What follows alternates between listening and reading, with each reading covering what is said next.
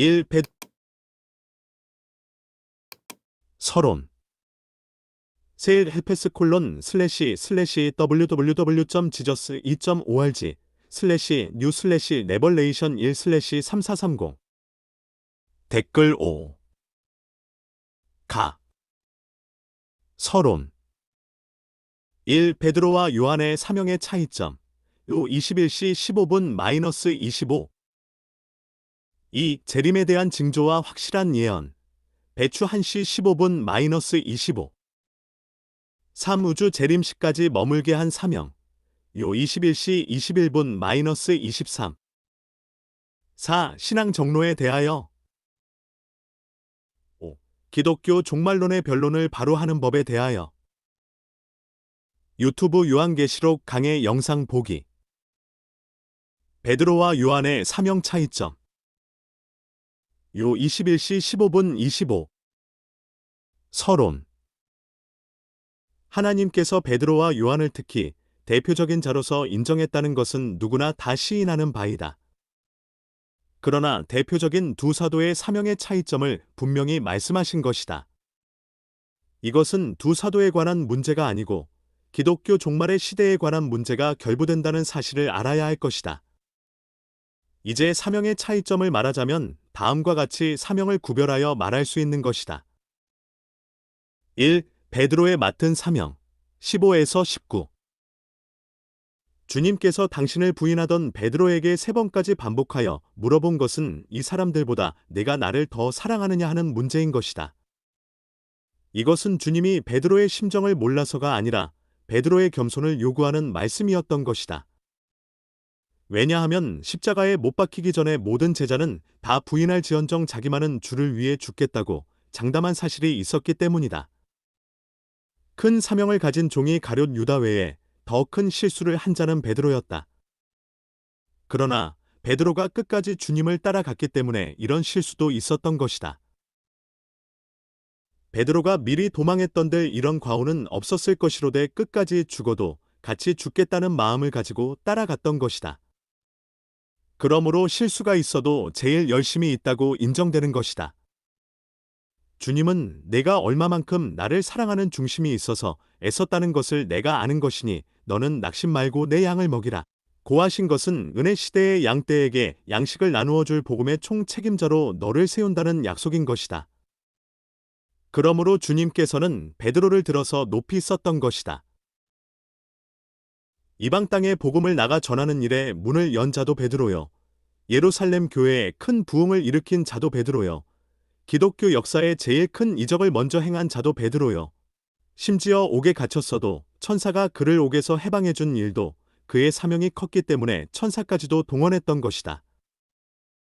주님은 사명을 맡긴 후에도 사명을 감당하도록 역사해 주겠다고 말할 적에 내가 나를 위하여 십자가의 죽음으로써 하나님께 영광을 돌린다는 것을 말했던 것이다. 주님은 사명자에게 그 사명을 감당하도록 해주는 것이 주님의 책임이라는 것을 말했던 것이다. 이 요한 사도의 사명 20에서 23. 베드로는 요한 사도의 사명을 주님께 물었던 것이다. 이 사람은 어떻게 되겠습니까? 하는 질문이었다. 주님께서 말씀하시기를 내가 다시 올 때까지 머물러 두신다고 하셨다. 이것은 요한의 사명을 말한 것이다. 요한의 사명은 주님이 다시 올 때에 이루어진다는 것을 말한 것이다. 이것은 사도 요한이 사명적으로 받은 계시록은 당신이 재림할 때에 이루어질 사명이라는 것을 말한 것이다. 그러므로 베드로를 들어서 크게 역사했다는 일은 있으나 요한을 들어서 크게 역사했다는 일은 없는 것이다. 인간의 생각으로 본다면 베드로보다도 요한이 더 크게 쓰여져야 할 믿음이 있다고 말할 수도 있을 것이다. 왜냐하면 주님이 제일 사랑하는 제자여 십자가 밑까지 실수 없이 따라가 십자가 앞에서 주님 대신에 아들이 된다는 맹세의 부탁을 받은 사도이다. 그러나 사도 요한을 들어서 큰 부흥이나 큰 이적 기사를 나타낸 일은 조금도 없는 것이다. 요한은 장로의 한 사람으로서 성모 마리아를 끝까지 받들어 효성을 다한 제자의 한 사람이었다. 그가 제일 깊은 주님의 교훈을 직접 받아서 쓴 일은 있으나 큰 놀라운 역사는 없었고 모든 제자가 다 순교를 당했지만은 그는 90노령으로 반모섬에 가서 말세의 영원한 복음이 되는 안식에 들어갈 남은 종과 남은 백성이 읽고 듣고 지켜야 될 계시록을 받아서 기록하여 세상에 전한 것이다. 그러나 이 계시록은 이 날까지 봉한 책으로서 전하지 않고 머물러 있었던 것뿐이다.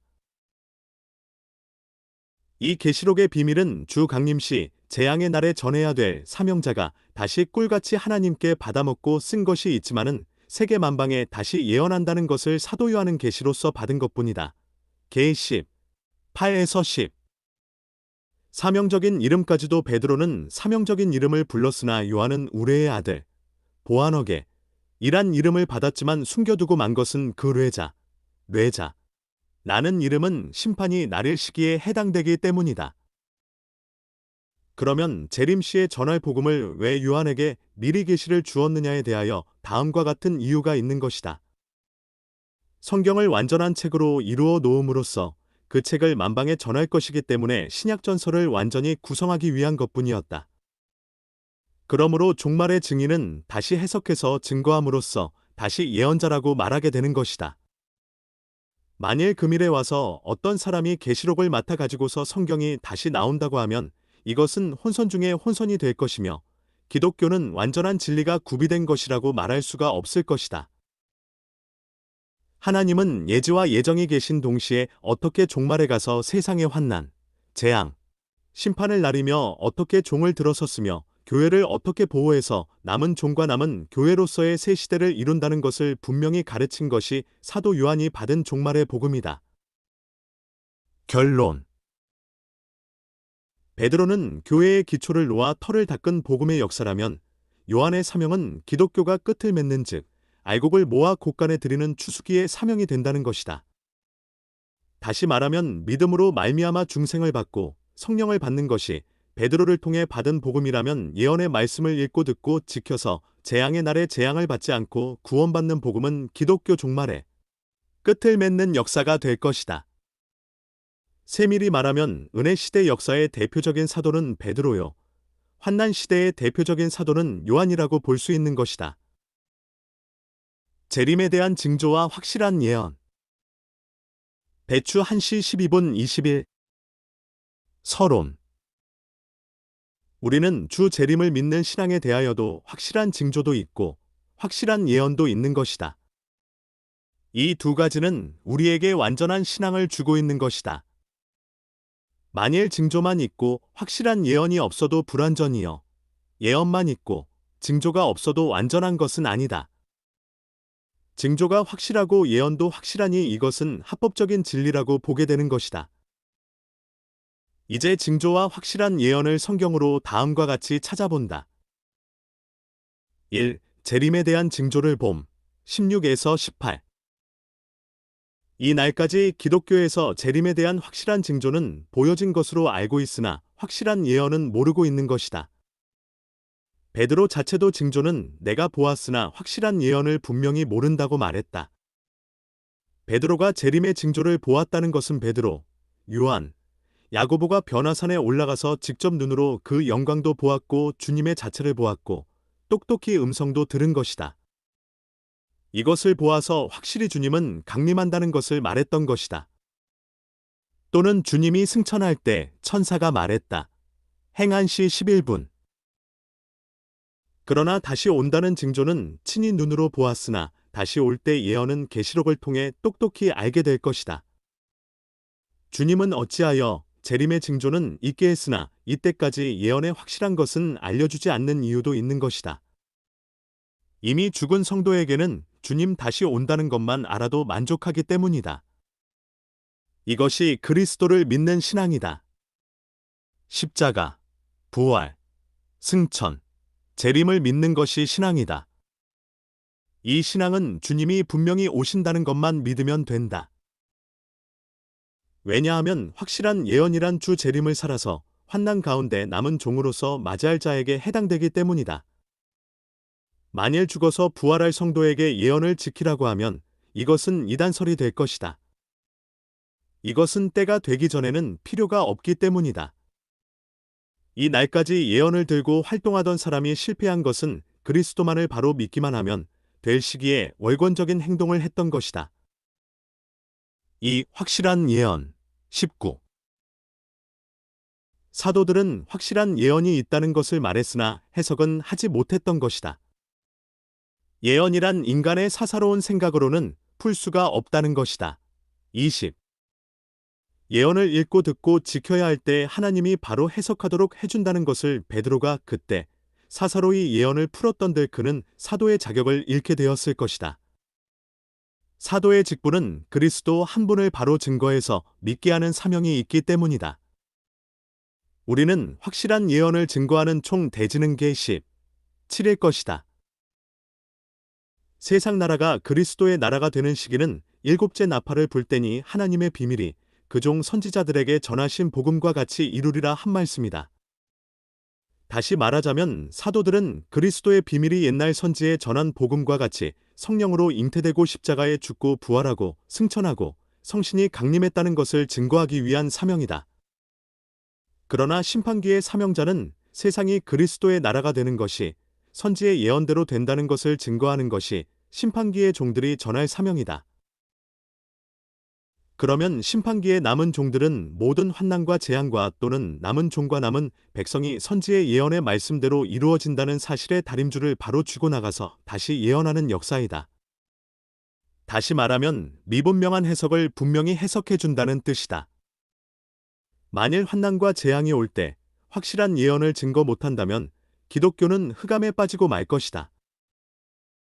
예언은 등불이라 할 것이다. 등불은 어두움이 오는 밤에 필요한 뜻을 가르친 것이다. 이미 태양빛 같은 빛으로 오신 예수님을 바로 믿게 하는 시대가 빛의 시대라면 신랑이 밤에 온다는 말과 같이 주님 올 때는 빛의 시대가 아니고 흑암 시대다. 흑암 시대가 올 때까지 예언의 등불을 들지 못한다면 주님을 맞이할 수가 없을 것이다. 만일 기독교가 확실한 예언이 나타나지 않는다면 촛대교회를 일으킬 수 없다. 촛대란 밤에 쓰는 등불이다. 우리는 사명적인 겸손이 있어야 한다. 베드로와 같은 심정이 있어야 할 것이다. 만일 어떤 종이 확실한 예언이 있는데도 불구하고 믿으면 된다 하여 예언의 필요성을 느끼지 않는다면 이것도 교만이요. 자기 사명이 없는데도 불구하고 마음대로 예언을 해석한데도 교만이 될 것이다. 우리는 하나님의 종이니 하나님께서 확실한 예언을 나가 하도록 해줄 때 순종하는 마음으로 목숨을 걸고 나가 증거할 것뿐이다. 개 12시 11분. 결론. 하나님의 역사란 징조가 먼저 똑똑하고 예언은 글자대로 이루어지는 것이다. 구약 때 양으로 제사 드린 것은 그리스도의 피의 징조를 보여준 것뿐이다. 십자가의 속죄를 완성할 때 징조는 폐지된 것이다. 그와 같이 재림의 징조만을 믿던 신앙을 완전한 예언이 나올 때 징조만을 말할 필요는 없는 것이다. 만일 어떤 종이 확실한 예언이 나타났는데도 불구하고 주님 다시 온다는 징조도 다 있는데 믿으면 되지 무슨 예언이 필요 있느냐 할 때 이것은 시대를 모르는 어리석은 종이 될 것이다. 주 재림식까지 머물게 한 사명. 요 21시 21분 23. 금일의 기독교는 이 날까지 머물게 했던 사명이 무엇인가를 분명히 알아야 한다. 하나님께서 시대를 따라 종을 들어 쓸 적에 성경이 없이 들어 쓴 종도 있고 성경을 기록하기 위하여 들어 쓴 종도 있고 기록한 성경을 바로 가르치기 위하여 들어 쓴 종도 있다. 먼저 성경이 없이 들어 쓴 종은 노아, 아브라함, 이삭, 야곱 시대라고 볼 수 있다. 성경을 기록하기 위하여 들어 쓴 종은 첫째 모세니 이 사람은 몽학적인 율법을 받아 기록한 종이다. 그때에는 율법을 가르치기 위하여 모든 종을 들어 쓰되 모세가 기록한 율법을 가르치는 시대가 있었다. 또는 언약의 말씀인 예언서를 기록한 종들이 있으니 이것을 선지 시대라는 것이다. 이 종들로 기록한 글은 몽학적인 교훈이 아니요 여호와께서 앞으로 말세에 행하실 일을 묵시로 나타나 말함으로 기록한 자들이다. 그 시대에는 선지서를 가르치는 때는 아니었다.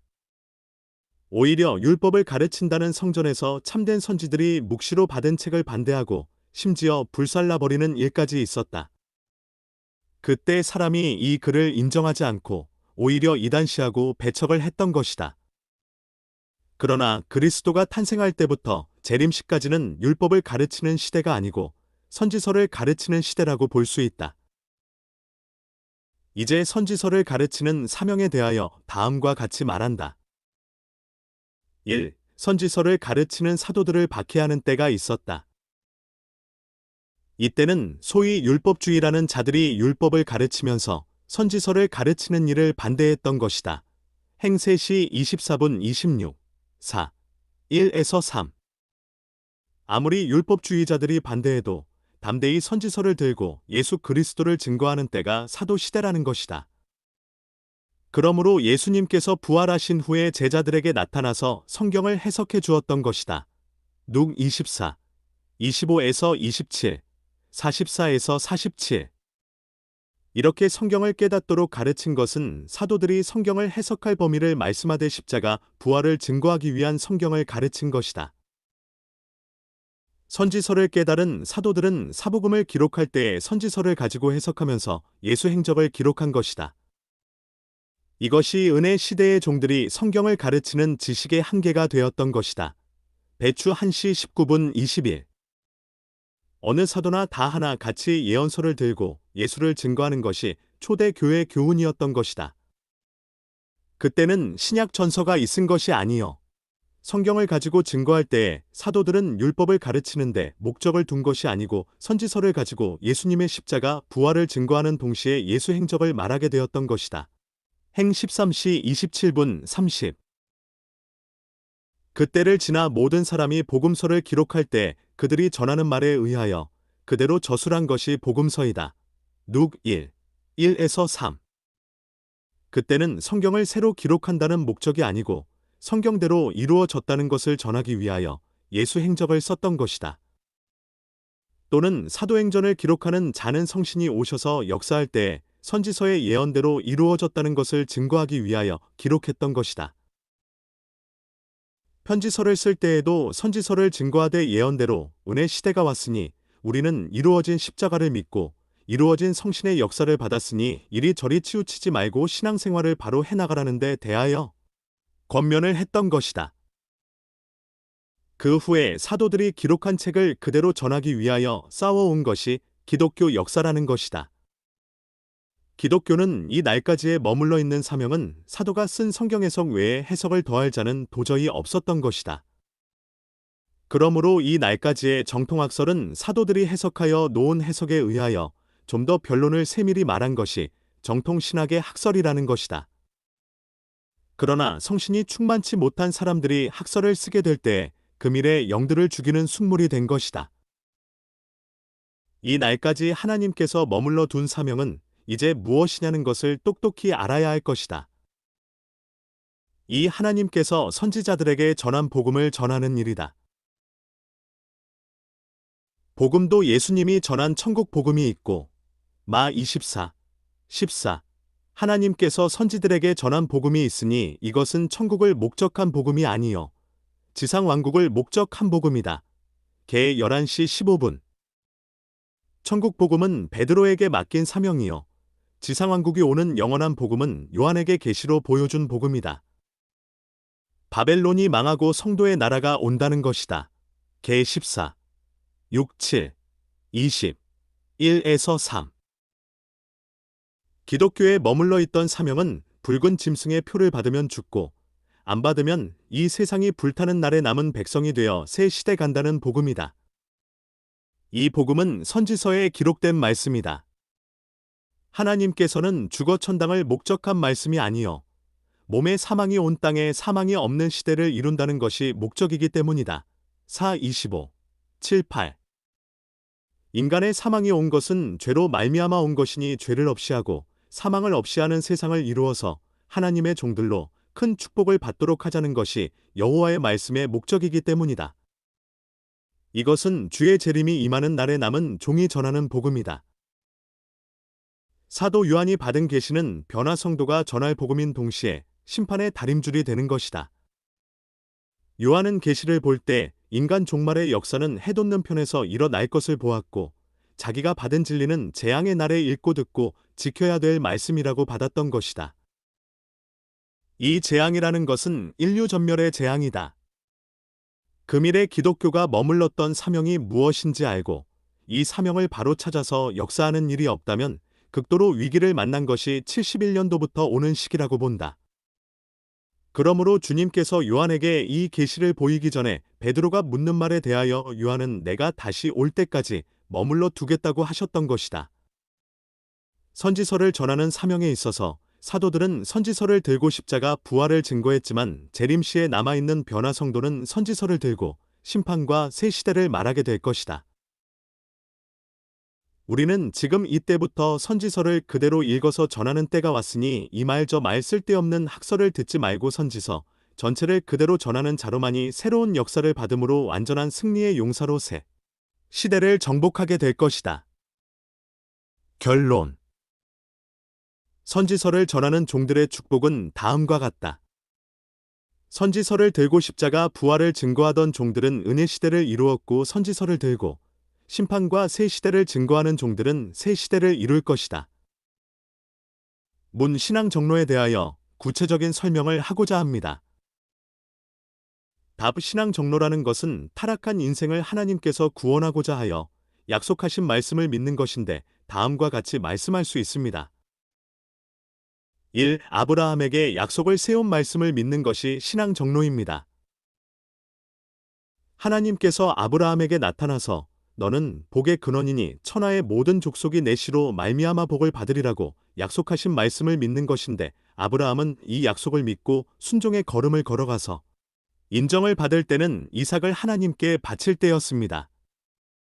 아브라함이 걸어간 신앙 노선은 아브라함에게 세운 약속대로 복을 받을 사람들의 표준이 되는 일이라고 보게 됩니다. 신앙이라는 것은 하나님이 있다는 것을 믿는 것도 또는 복을 주리라고 믿는 것도 다 정로라고 볼 수 없고 그 언약의 말씀대로 될 것을 믿고 아무리 시험이 와도 하나님은 절대로 거짓이 없는 신이신데 약속의 말씀이 조금도 변할 수 없다고 믿고 끝까지 기다리고 참고 순종하는 길을 신앙 정로라는 것입니다. 이제 신앙 정로에 대하여 다음과 같이 구분을 지어서 말할 수 있습니다. 첫째, 오실 메시아를 믿는 신앙 정로.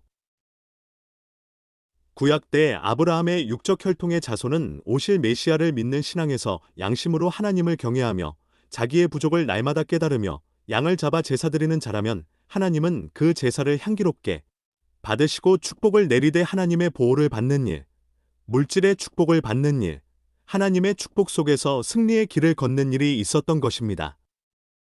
이때는 특별한 성신의 역사나 또는 부흥운동이 일어나는 일은 없었고 복된 가정이 이루어지고 국가적으로 부흥하는 일이 있고 특별히 앞으로 될 일을 묵시로 받아 기록하는 일들이 있었던 것입니다. 그러므로 구약이라는 것은 오실 메시아를 믿는 신앙에서 하나님을 공경한 종들의 역사와 메시아의 왕국이 올 것을 묵시로 받아 기록한 글입니다. 둘째, 오신 메시아를 믿는 신앙 노선. 이 신앙 노선은 선구자가 있으니 즉 사도들입니다. 이 사도들은 오실 메시아를 믿는 성민의 한 사람으로 주님을 친히 따라가면서 보고 듣고 만진 바를 증거할 때에 오실 메시아를 믿는 선지들이 묵시를 받아 기록한 말씀을 밝히 가르칠 때에 나사렛 예수는 분명히 선지들을 통하여 하나님께서 말씀한 대로 오신 참 메시아라는 것을 증거하는 일에 대하여 하나님께 인정을 받은 자들이므로 그들은 성신의 큰 역사가 항상 같이 했던 것입니다. 사도들의 역사라는 것은 세 가지로 구분할 수 있습니다. 십자가 부활을 증거할 때 성신의 역사가 일반에게 내린 일, 교회가 부릴 듯 일어난 일, 성신 계시를 받아 그를 기록하여 문서 운동을 한 일, 이 세 가지인데 이것을 사도적인 역사라는 것입니다. 그러므로 우리가 이날까지 걸어온 신앙 노선은 그들이 증거하던 그 증거를 우리가 하게 된 것입니다. 이렇게 되는 것은 그들은 선구자여 우리는 따라가는 자들로서 그들이 봤던 성신의 역사를 우리도 받게 되고 그들이 세우던 교회를 우리도 세우고 그들이 시작한 문서운동을 우리들이 그대로 할 때에 우리는 그들이 못한 것을 하는 것이 아니고 그들의 사명을 계대하여 그대로 가감없이 증거하면서 이날까지 온 것을 정로라는 것입니다. 셋째, 재림의 주를 맞이할 때의 신앙 정로. 오신 메시아를 온 세계에 알려주는 때를 은혜식이라고 하고, 다시 오시는 주님을 맞이할 때를 환난과 재앙의 날이라고 합니다. 기독교가 이날까지 오신 메시아를 알리기 위한 목적에서 사도적인 사명을 계승한 것뿐이요, 재림의 주를 맞이할 날에 대하여는 정확히 가르치는 자가 없었습니다. 사도들도 주님이 다시 온다는 것은 말했으나 오시는 날에 남은 자가 되려면 어떠한 환난이나 역사가 있다는 것을 밝히 증거하지 않은 것은 오신 메시아를 먼저 세계에 알리는 것이 사명이므로 하나님께서 분명히 알려줄 필요가 없기 때문에 주님이 승천하시면서 성신의 권능을 받아가지고 땅 끝까지 증인이 되라는 부탁만 하시고 가신 것입니다. 그러나 네로 황제 박해로 교회가 큰 화를 만나고 사도들은 다 순교를 하고 남은 자는 사도 요한뿐이었는데, 요한에게 천사를 보내어 재림의 날에 있을 환난과 큰 역사와 또는 지켜야 될 말씀을 기록하도록 했던 것입니다. 그러므로 계시록은 주 재림을 살아서 영접할 변화 성도의 신앙 정로를 가르친 글이라고 보게 됩니다. 개 22시 18분 19에 이 책에 기록한 예언에서 가해도 감해도 재앙의 날에 구원을 받을 수가 없다고 말씀하신 것입니다. 누구든지 붉은 짐승의 표를 받으면 절대 구원이 없다고 한 것은 재림의 주를 맞이할 날에 남은 자들이 지켜야 될 말씀이라고 봅니다. 그러므로 계시록 11장에 증인에게 권세를 주어서 예언하는 날에 감람나무 촛대가 나온다는 것은 재앙의 날에 신앙 정로를 가는 종들과 교회를 가르친 것입니다. 이 순교적인 신앙 정로입니다. 이 순교라는 것은 개인적인 자기의 구원 문제나 생활 문제를 목적 두고 싸우는 것이 아니고 남을 살리기 위하여 목숨을 아끼지 않고 싸워 나가는 것을 순교적인 신앙 정로라는 것입니다. 이 신앙은 용사적인 장부의 신앙을 가진 자들이 가는 길입니다. 이 순교적인 신앙 노선에서도 세 가지로 볼 수 있습니다. 첫째, 오실 메시아를 믿는 언약 시대에 이스라엘의 부패가 있을 적에 목숨을 아끼지 않고 나서서 책망하는 선지들입니다. 이들은 메시아 왕국이 이루어지는 것을 내다보고 아무리 다윗 왕국이라도 이방과 타협하면 메시아 왕국이 이루어질 수 없다는 것입니다.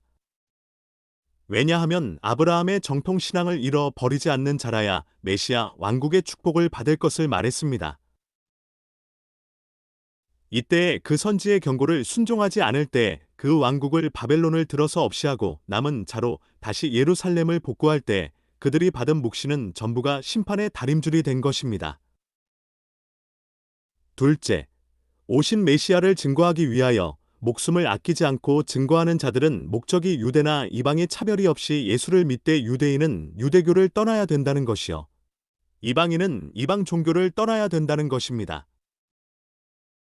그때에 그들은 유대 교인들에게도 박해를 받고 이방 종교인에게도 박해를 받게 된 것은 유대교의 할례나 속죄나 모든 의식이 다 필요가 없고 예수를 믿음으로만이 구원을 받는다고 강조했기 때문에 무서운 박해를 당한 것이요, 이방 종교인을 만나서는 이방신을 버리고 우상을 철폐하고 그 모든 의식과 풍속을 버리고 예수만 믿어야 구원을 받는다는 것이 그들이 나가는 십자가의 신앙 정로라는 것입니다.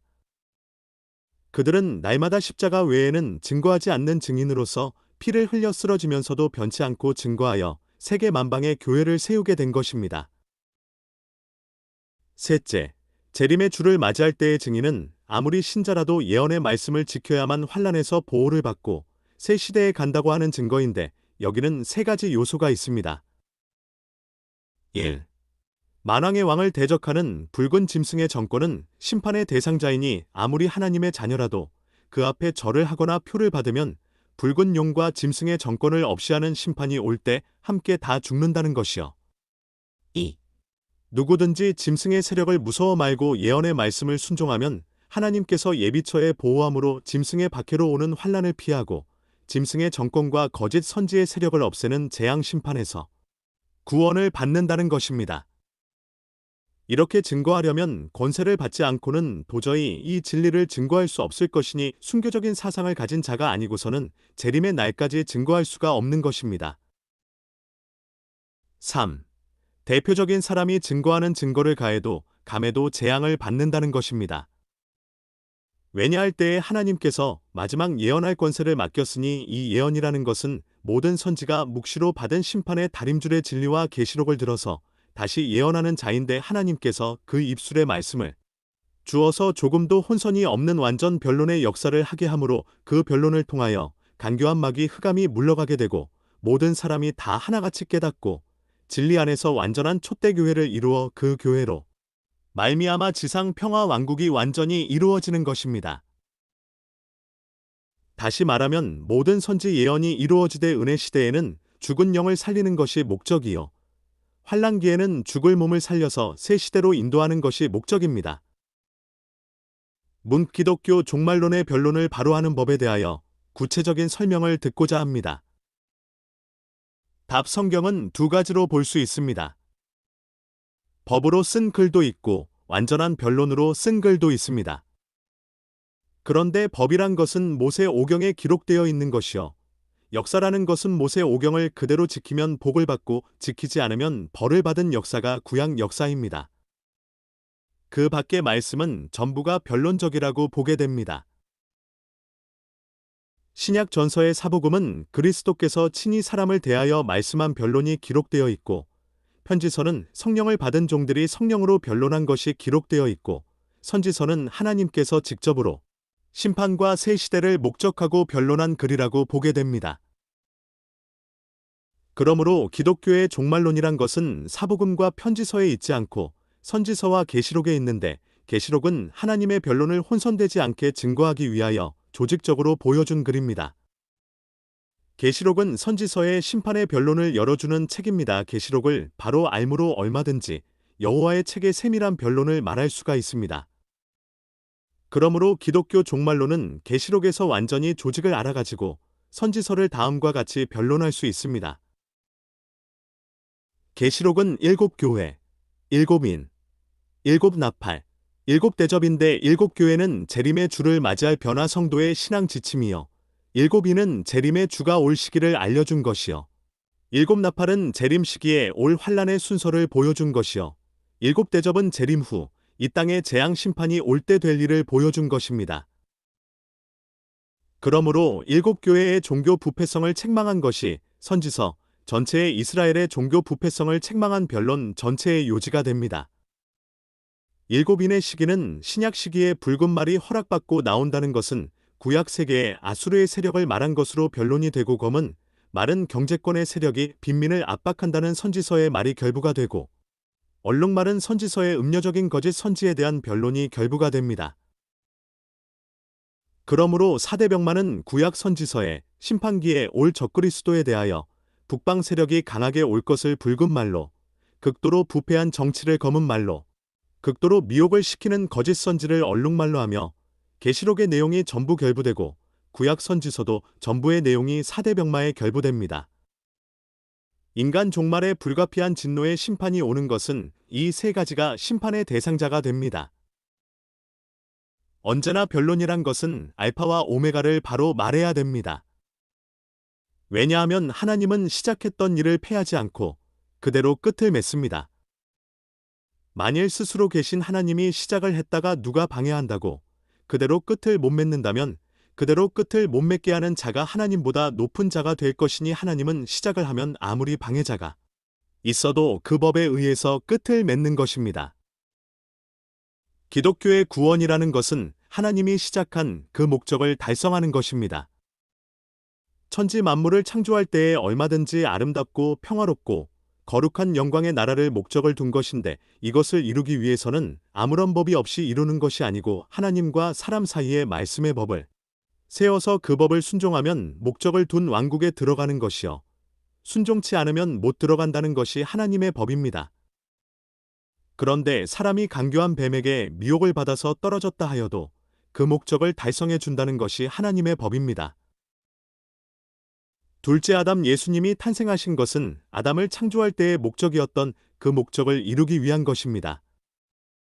하나님은 첫째 아담에게 주었던 그 에덴 동산을 다시 둘째 아담으로 이루어 준다는 것이 목적이니 그 둘째 아담 예수의 보혈은 사람으로 하여금 근본적인 생명의 사람으로 다시 만들어 놓는 것을 중생이라는 것이요. 중생받은 사람에게 성령을 부어주는 것은 첫째 아담은 성령을 받지 못함으로써 이기지 못한 것을 아시고 둘째 아담 예수가 성령으로 잉태되어 성령으로 충만을 받아 성령으로 역사하다가 십자가에 죽으시고 성령으로 다시 부활해서 승천하시어 성령을 부어 줌으로 마귀를 이길 수 있는 사람이 되게 하여 승리하는 자로 평화 왕국을 이루어 놓는 것이니 이것이 하나님의 역사라는 것입니다. 하나님은 사람이 타락하는 것을 원하는 것은 아니로되 타락할 것도 아시고 타락하면 이런 법으로 근본 창조의 목적을 달성한다고 말씀한 것이 여호와의 책입니다. 그러므로 우리가 신약을 믿는 것은 구약에 행하겠다는 방침을 하나님께서 그리스도를 통하여 행해 주신 것을 믿는 것입니다. 그러나 기독교 종말의 심판이라는 것은 인종전멸의 심판인데 이날까지 꿰어보기 위하여 사용한 마귀를 없애는 동시에 하나님의 말씀을 순종치 않고 마귀를 순종하던 자를 마귀와 같이 없애 버리는 것을 인종전멸의 심판이라는 것입니다. 그러므로 성경은 마귀 역사를 들어서 당신의 자녀를 괴롭히면서 괴로운 가운데서도 이기는 자에게 묵시를 주기를 지금 너를 괴롭히는 마귀를 내가 없애는 데는 아무리 하나님의 자녀라도 마귀 편에 서서 너를 대적하던 무리는 마귀를 없앨 적에 다 없애고 너같이 내 말만 순종하는 자로 지상 왕국을 이루겠다고 말씀한 것이 선지서입니다.